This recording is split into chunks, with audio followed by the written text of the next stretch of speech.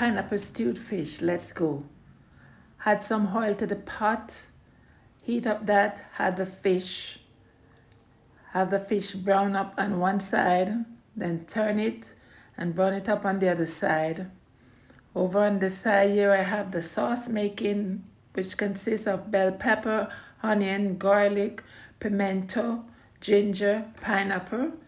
And now I'm adding some pineapple juice to that, followed by some tomato sauce. And I'm just gonna mix and combine, adding some all-purpose seasoning, followed by some garlic powder, some black pepper, some onion powder. Mix this up, add in the fish, and let this simmer down nicely. This is a quick and easy recipe. Pineapple stewed fish, and I'm using sliced fish. I'm making sure all the fish is covered with the sauce. Simmer down. Add seasoning according to your taste. Add whatever pepper you want to add. Serve and enjoy.